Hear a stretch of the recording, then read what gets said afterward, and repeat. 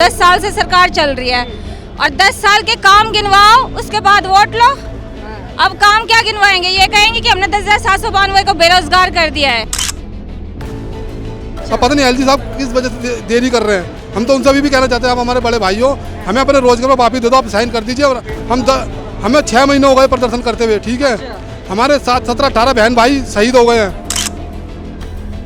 केंद्र सरकार की बारी है। केंद्र सरकार जल्दी से जल्दी हमारा जो भी प्रस्ताव पड़ा है, प्रपोजल पड़ा है, उस पर साइन करके 10,792 का रोजगार वापस दे, अन्यथा हम सभी पूरी दिल्ली में ऐसे ही आंदोलन करेंगे।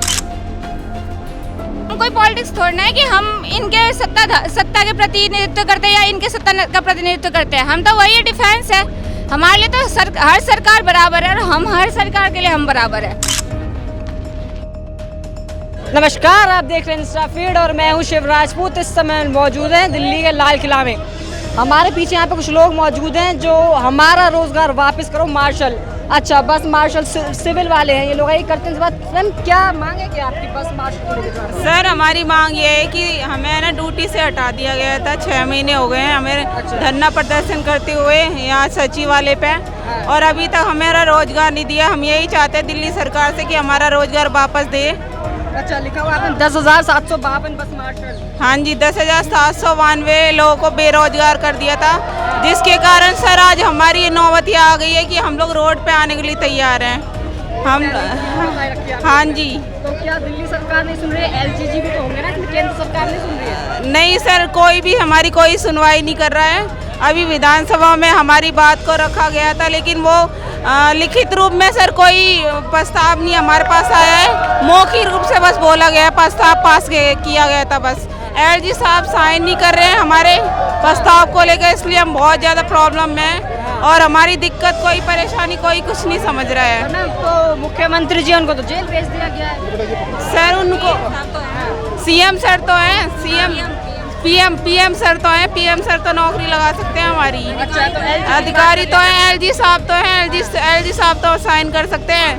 केंद्र सरकार हाँ जी वो साइन नहीं कर रहे। अच्छा, क्या कहना चाहेंगी मैम? मैं ये कहना चाहूँगी कि हम लोग ना मार्शल 10,092 लोग जो मार्शल हमको बेरोजगार किया गया, हम राजनीति के शिकार हुए।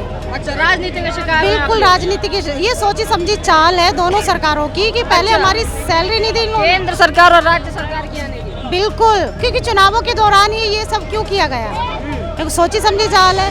क्योंकि देखो हमें केजरीवाल ने लगाया, ऐसा नहीं है कि जो लगाएगा वो ही हटाएगा, गलती उनकी भी है, लेकिन केंद्र सरकार की सबसे ज़्यादा गलती है। उन्होंने लगाने के लिए भी साइन कर दिया, हटाने के लिए भी तुरंत साइन कर दिया।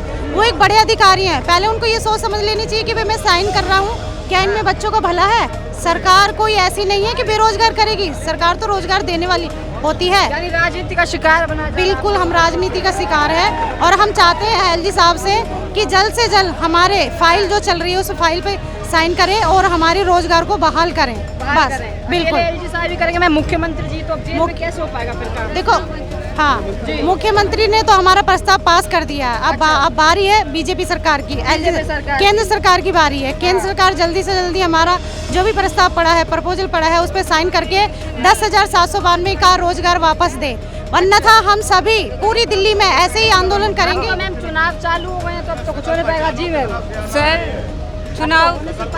सर आप चुनाव की बात कर रहे हैं, जो पॉलिटिक्स मैटर था जो सीएम साहब के द्वारा होना था, उन्होंने प्रस्ताव पारित कर दिया है। और जो एलजी साहब है उनके लिए थोड़ा चुनाव मतलब अभी चयनित का वो है। एलजी साहब तो उसी पद पे विराजमान है इस टाइम पे। तो जो कहते हैं ना लोग, वो क्या कहते हैं आचार संहिता लगाए, तो वो पीएम साहब के लिए लगा है, ना कि एलजी साहब के लिए लगा है, ना कि अधिकारी गण के लिए लगा है। ठीक है, अब साइन करना है तो वो एलजी साहब को करना है, तो एलजी साहब देखेंगे ना कि एलजी साहब साइन करेंगे तो हमारी रोजगार वापस आएगी, क्योंकि अब सारा बागडोर केंद्र सरकार यानी एलजी साहब के हाथ में है हमारा। तो क्यों नहीं कर रहे हैं एलजी साहब? क्या कारण होगा उसके? सर अब हम क्या कह सकते हैं, पहले तो कह रहे थे कि सीएम कुछ नहीं कर रहा, जब सीएम साहब ने लिख के दे दिया तो अब ये पीएम साहब के जो एलजी साहब बैठे हैं वो कुछ नहीं कर रहे, तो अब बताओ हम क्या करें? यही चीज़ है ना, यही सच्चाई जनता के सामने आनी चाहिए ना कि भाई अगर पॉलिटिक्स में कोई लेके जा रहा है ना, कभी आप प्रचार प्रसार करते हो तो ये बताते हो कि मैं ये करूँगा वो करूँगा, है ना। जो कर 10 साल की है ना, 10 साल की सरकार चल रही है, चाहे वो पीएम की लगा लो चाहे सीएम की लगा लो, 10 साल से सरकार चल रही है और 10 साल के काम गिनवाओ, उसके बाद वोट लो। अब काम क्या गिनवाएंगे? ये कहेंगे कि हमने 10,792 को बेरोजगार कर दिया है। पहले नौकरी दे दो, उसके बाद आप वोट के लिए प्रचार प्रसार भी मत करो। आपका काम अपने आप ही बोलेगा, आपका वोट अपने आप ही आगे बढ़ेगा। सरकार तो दावा करती है सबका साथ सबका विकास की। सर ऐसे कैसे हो सकता है? ये बताओ, सबका साथ कहाँ से हो रहा है? ये मतलब सबका साथ की बात तो हो सकती है, लेकिन सबका विकास कहाँ हो रहा है? सबका, आप किसान वर्ग चाहे कोई भी हो, किसान के लिए भी एक टाइम के लिए सोचते हैं। तो ये बताओ, अगर आपके पास जमीन है ना, तो आप उस पे चाहे पन्नी डाल के रह लो, चाहे कैसे भी रह लो। लेकिन ये दिल्ली जैसे शहर है जहाँ 10,792 हर एक राज्य, हर एक प्रांत के लोग यहाँ पे रहते हैं, और उन सब में ये बस मार्शल और डिफेंस का पार्ट बना हुआ था, और यहाँ पे तो किराए पे रहते थे। अब बताओ, जब कोई किराएदार था, है ना, उनकी रोजगार छीनी, तो क्या मकान मालिक रहने देगा उसको? ये बताओ, तो उनके लिए करो ना आप। यानी कि 10,792 लोग नहीं, 10,792 परिवार की बात है। पूरे परिवार की। सर डिफेंस तो यही पहला ही पार्ट है कि डिफेंस वालों को यही पहले दिया जाता है कि आप खुद को कितना ही संघर्ष में, है ना, संघर्षशील बना लो, लेकिन चुप्पी साधे रहो। लेकिन जब परिवार पे बात आती है ना, हम बोलते हैं ना हम जनता की सुरक्षा के लिए जाते हैं, तो जनता में हमारे परिवार भी आ जाता है हमारे लिए, है ना। आप लोग है प्रोटेस्ट पे? सर 31 अक्टूबर से हम लोगों की मतलब समाप्ति कर दिया गया था रोजगार का। रोजगार का 1 नवंबर से हमारे रोजगार का समाप्ति कर दिया गया था, और हम 27 अक्टूबर से धरना पे बैठे। पहले हमने प्रेजेंट आप लोग अभी नौकरी आप लोग की है नहीं? आप लोग सर नौकरी नहीं है, 1 नवंबर से हमारी सेवाएं समाप्त कर दी गई है, वो भी गवर्नमेंट के द्वारा। अच्छा, तो अब आप तो जिसमें ये बोलते हैं ना कि गवर्नमेंट के लिए ये बोला जाता था कि ये तो सीएम साहब ने हटाया है। अरे हटाने वाले से बचाने वाला बहुत बड़ा होता है। सीएम साहब ने प्रस्ताव अगर भेजे भी होंगे तो एलजी साहब ने साइन कर दिया, और वही प्रस्ताव अगर अब बना है रोजगार वापस देने का, तो वो एलजी साहब देरी लगा रहे हैं। क्यों? उस टाइम पे एलजी साहब को मतलब साइन करते हुए दिखा कि मैं आज्ञा का पालन करने वाला यहाँ पे बैठा हूँ, है ना, जो सीएम मेरे को आज्ञा देगा उसको पालन करूंगा।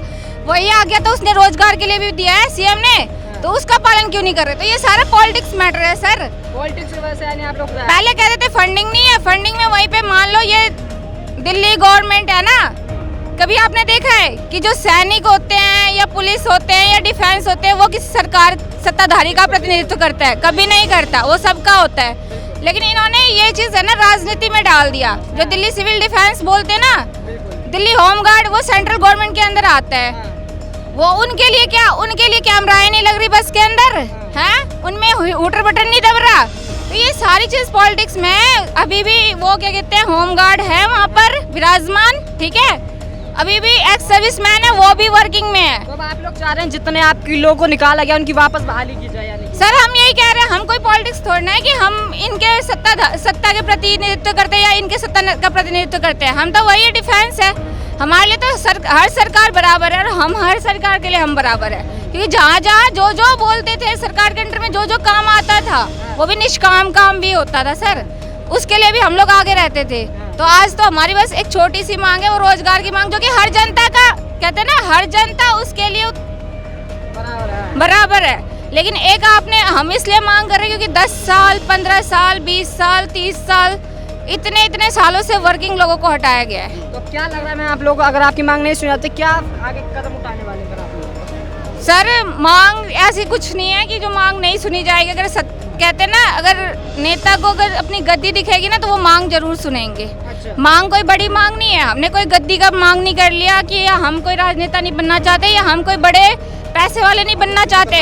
हम बस रोजगार की मांग करना चाह रहे हैं कि हमें रोजगार दे दो, वो भी वापस दे दो। हम ये भी नहीं कह रहे कि हमें रोजगार आप नए तरीके से लाओ, बहुत बड़े पद लाओ, ये लाओ। हमारे लिए जो काम दिया था ना, वही हमारे लिए बहुत बड़ा भी था, बहुत छोटा भी था, बहुत बराबर का था। हम मतलब उसी काम में हम खुश थे, तो उसी यहाँ पे हम कह रहे हैं हमारा रोजगार आप वापस दे दो। जी सर, क्या कहना चाहेंगे? मैं ये चाहता हूँ, जैसे आपने अभी पूछा कि रोजगार लेना चाहते हो आप, हम तो रोजगार लेना चाहते ही हैं, मगर दिल्ली के 40 विभागों में भी पद खाली पड़े हुए हैं। अच्छा। दिल्ली सरकार के बहुत सारे पद खाली पड़े हुए हैं, MTS के हैं, सफाई कर्मचारी के हैं, और इसके अलावा माली के हैं, और गार्ड के हैं, और बहुत सारे पद खाली पड़े हैं। दिल्ली सरकार में भी सिविल डिफेंस के पद खाली? हाँ, दिल्ली सरकार में इच्छा शक्ति है और LG में इच्छा शक्ति है कुछ हमारे प्रति करने की, तो हमें डिप्लॉय कर सकते हैं वहाँ पर दोबारा तो हमें नौकरी दे सकते हैं। ये नहीं कि भाई अलग से पद बनाना पड़ेगा हमारे लिए।